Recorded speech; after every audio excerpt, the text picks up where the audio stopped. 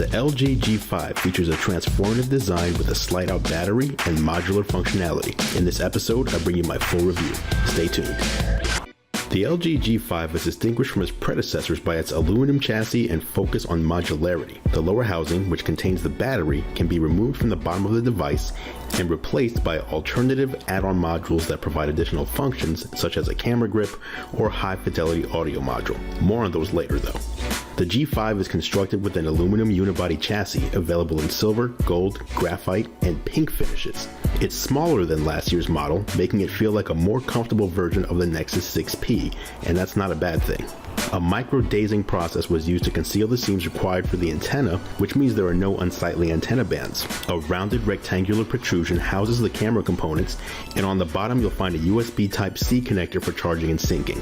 Unlike previous G models, the G5's volume buttons were removed from the back of the device and can now be found on the left-hand side of the device in the form of a volume rocker.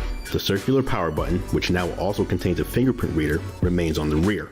Now, as I mentioned, the lower portion of the device serves as a battery tray.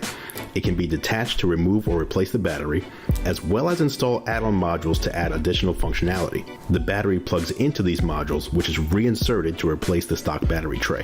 I've found the G5's performance to be excellent on the T-Mobile unit that I've been testing. Animations flow smoothly, the phone reacts immediately, and the camera is basically instantaneous. Credit for that goes to Qualcomm's new top-tier Snapdragon 820 chipset, which is accompanied by 4GB of RAM inside the G5.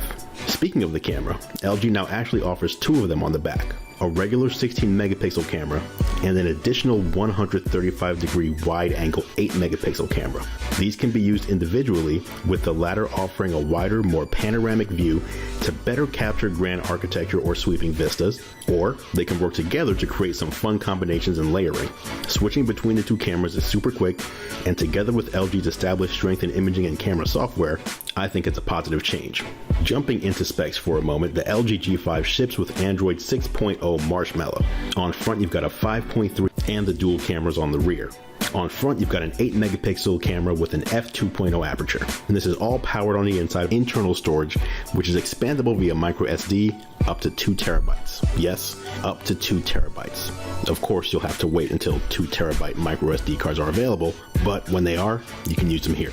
One unique function of that 5.3-inch display is the always-on mechanism that persistently displays a clock and notifications even when the device is in standby. This allows you to see the time, date, and important notifications at a glance without waking the phone.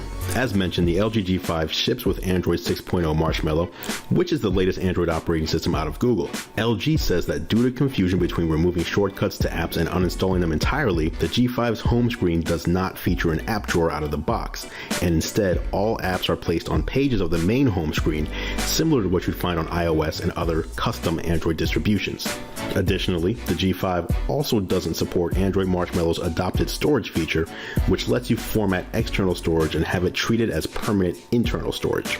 Now, earlier I mentioned the modular add-ons, which LG refers to as Friends. I haven't gotten the opportunity to try any out yet, but here's what you can expect. There's the LG Gcam Plus, which is a more comfortable way to take pictures. It adds a grip to the rear of the device that incorporates physical camera controls, a jog wheel for zoom, as well as supplemental battery life. There's also the LG Hi-Fi Plus, which is a collaboration between LG and Bang & Olufsen, which adds a DAC, an amplifier, digital stream digital audio support, and upsampling, and is bundled with Bang & Olufsen Play H3 earbuds. Other accessories include the LG 360 Cam, which allows you to capture 360-degree photos and videos, the LG 360 VR, which allows you to watch those 360-degree photos and videos in a portable and lightweight device that attaches to the phone's USB-C port, and the LG Rolling Bot that kind of rolls around and takes 8-megapixel pictures and 1080p videos, controls your TV, can control your air conditioning, and can even use a laser light to play with your pet. But that one won't be out for about 5 or 6 months. All these devices are managed by the LG Friends Manager application on the device, which automatically pairs and synchronizes with them for easy setup. The LG G5 and some of its Friends accessories will be available globally in the beginning of April. Didn't address